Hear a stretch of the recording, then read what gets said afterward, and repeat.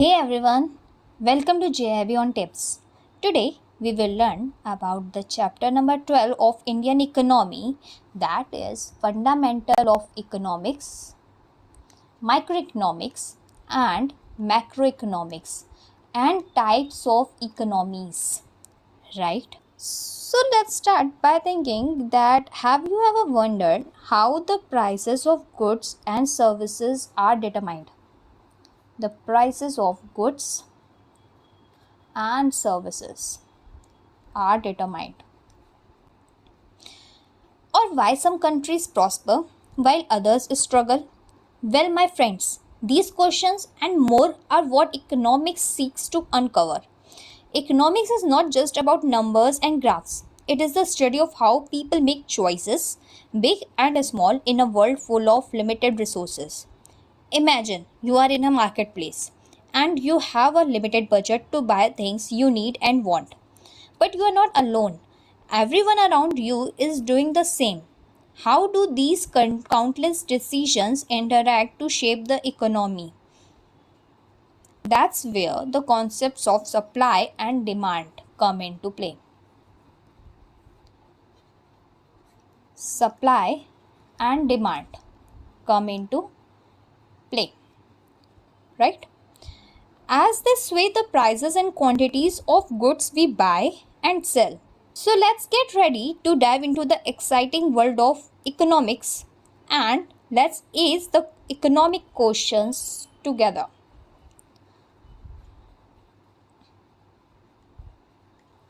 Let's understand what is economy.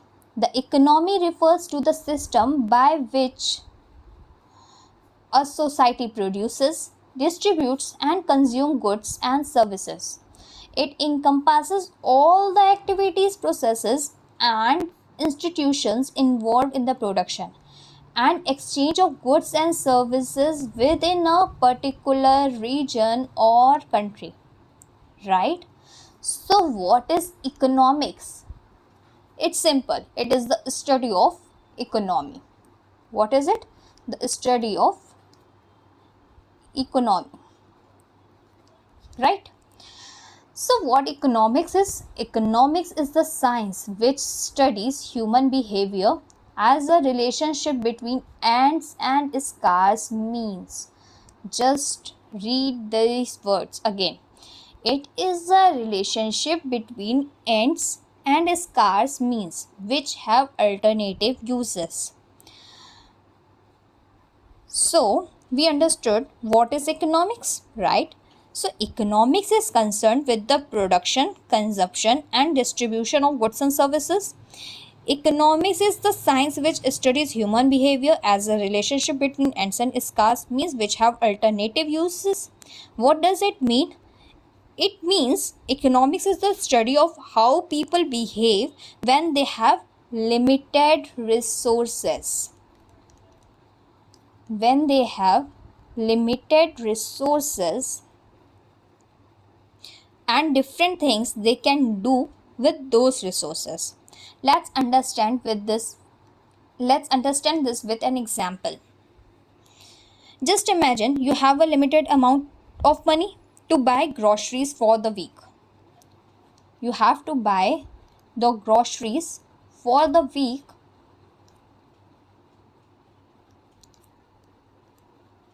You need to decide what to buy and how much of each item to get. In this situation, economics help you figure out the best way to spend your money wisely. You look at the prices of different groceries and think about what you need the most. For example, you might compare the prices of different brands of rice or vegetables to find the most affordable options. Economics also helps you make choices based on what you value the most. Maybe you prioritize buying fresh fruits because they are important for your health, even if they cost a little more, right? If you will go for health, you will go for fruits, oats, or any healthy drinks or any healthy stuff. You will eat that.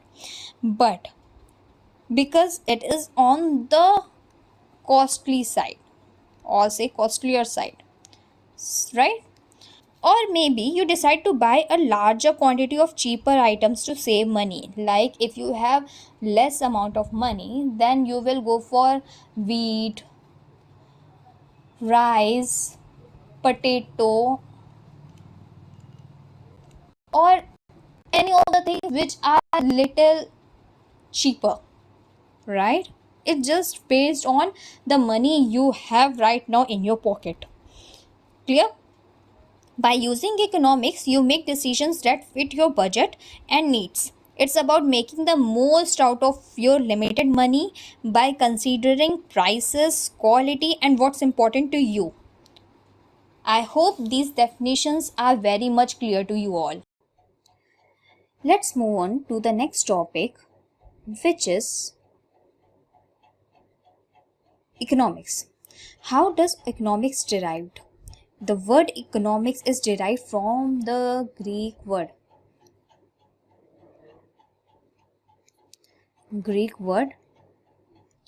that is oikos and nemin, where oikos means home and nemins means management or dispensation.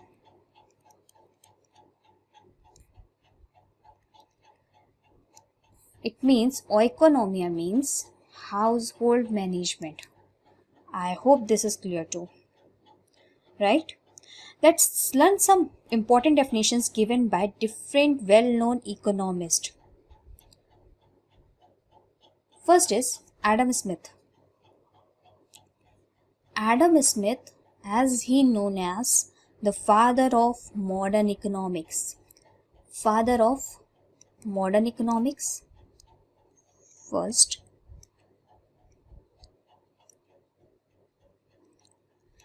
Second thing is, he said he defined economics as the study of wealth. Study of wealth. Right? He believed that economics focuses on how wealth is created and used. For example, let's imagine a village. There is a village, okay, where people make and sell homemade pottery.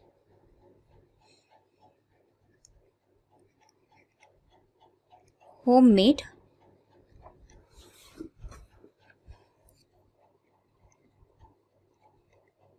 pottery, right? Adam Smith's definition of economics would involve studying how these potteries produce, how these will be produced, sell, their pottery. It would explore questions like how do they make the pottery, what resources do they need, how do they sell it to earn money, right? However, some people think that Smith's definition is too focused on material wealth. It places more importance on the money and possessions that people have rather than on the people themselves who benefit from that wealth. To understand this criticism, let's consider the same village but shift the focus, right? There is again a village where people make the pottery.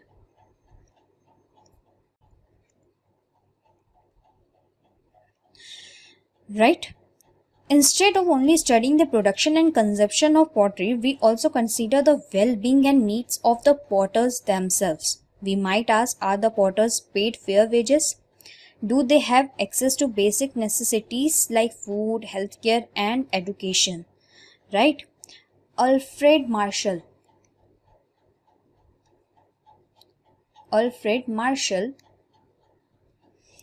an influential economist, defined economics as the study of people. He said economics is the study of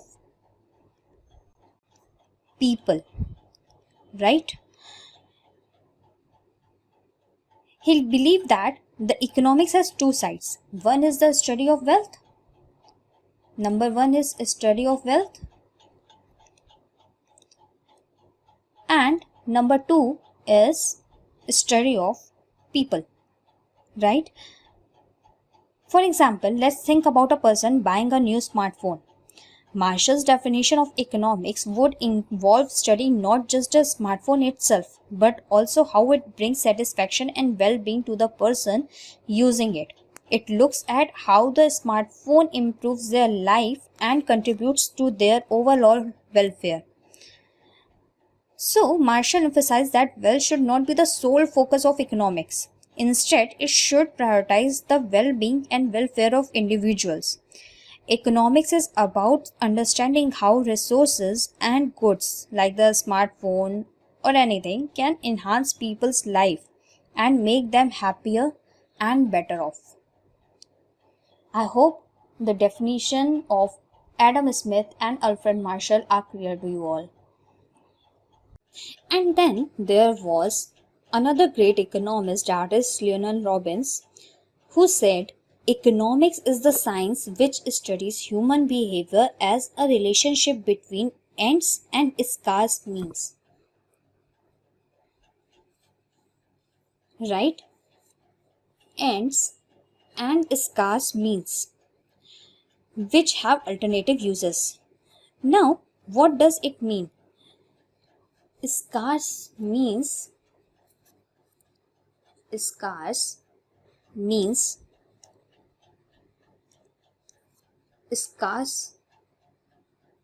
resources. That means less resources, right? And ends means human wants. It means human wants, right? He gave the definition in 4 ideas, that is unlimited wants. He said that people have the want of people are unlimited, okay? Like different people wants different things like food, clothing, shelter, education, entertainment, anything. There is no limit to human wants, and when one want is satisfied, another arises, right? Second one is the means is to satisfy human wants. That means there are limited means, but in that limited means they have to satisfy all the human wants. So this scarcity occurs when the demand for a resource exceeds its supply.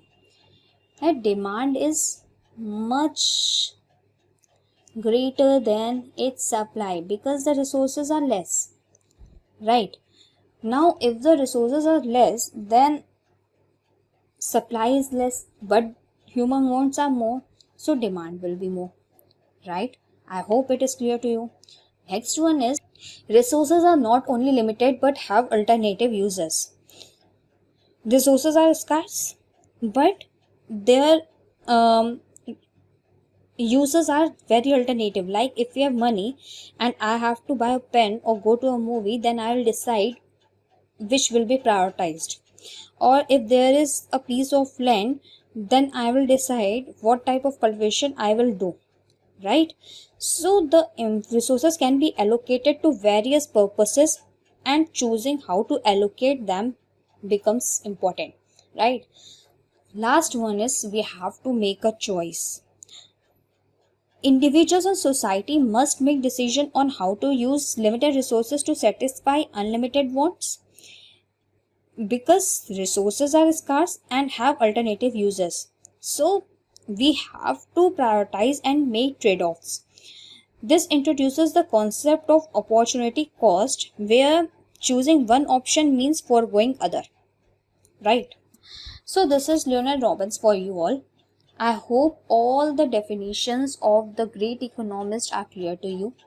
Just remember, the father of economics is Adam Smith, right? Let's learn the two most important topics, that is what is microeconomics and what is macroeconomics. Microeconomics focuses on behavior of individual, right? It focuses on the behavior of individual entities like markets, firms, and household. Market, firms, and household. Right? It looks at how they make decisions to allocate limited resources in markets where goods and services are bought and sold. So microeconomics analyzes how these decisions affect supply, demand, and prices, who by the individual market of firms or household, right? But what is macroeconomics? Macroeconomics, on the other hand, looks at the overall performance of the economy. It focuses on overall performance of the economy, right?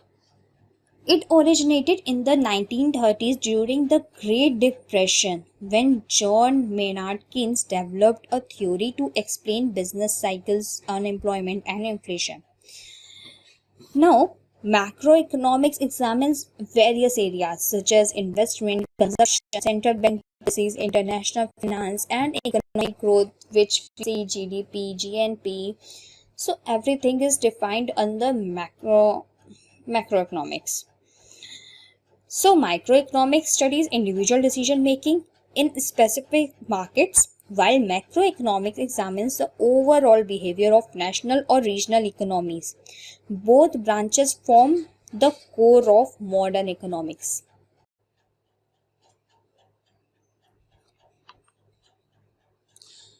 Okay. Okay. Now, in economics, there are three most important questions that need to be answered when it comes to economics.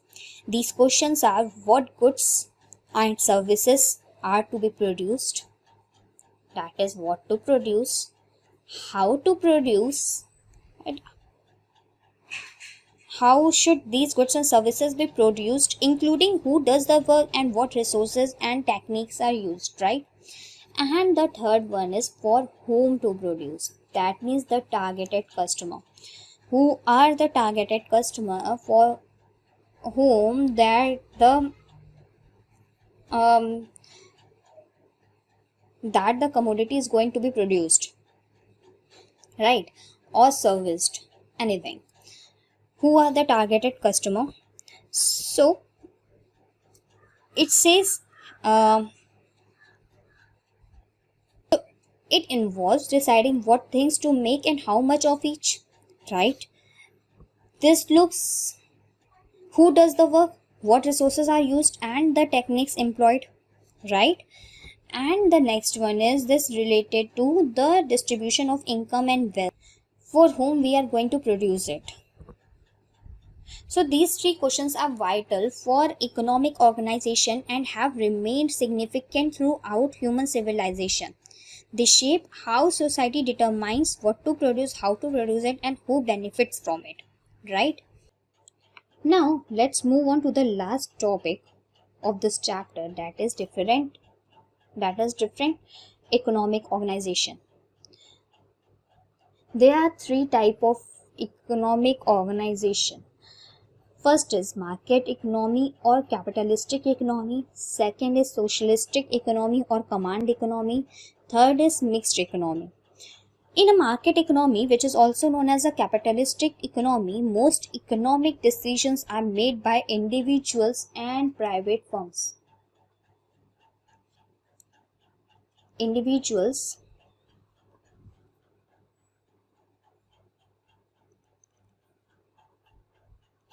and the private firms.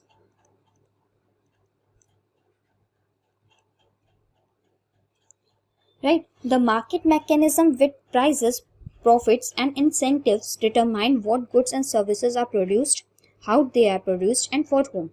Companies produce what will yield the highest profit using the most cost effective techniques. Consumption is determined by individual choices on how to spend their wages and incomes. On the other hand, in a command economy or socialistic economy, the government makes all the decision. The government makes all the important decision about production and distribution. The government owns the resources, directs industries, employs workers, and decides how the society's output is divided. However, most societies today are mixed economies. As you can see in India, we are living in a mixed economy country, right? Which incorporate elements of both market and command economies. So no society is entirely one or the other. In mixed economies like the US, India, the government plays a role in regulating economic activity and ensuring the functioning of the market through laws and regulations. So it is a combination of 1 plus 2, right? It is a combination of market economy and the capitalistic economy, sorry, socialistic economy, right? I hope this chapter is clear to you all. We have covered every important topics of this chapter, so just read the notes now and attempt the quizzes. It is enough to complete this chapter by this. So we will meet you next time with another chapter.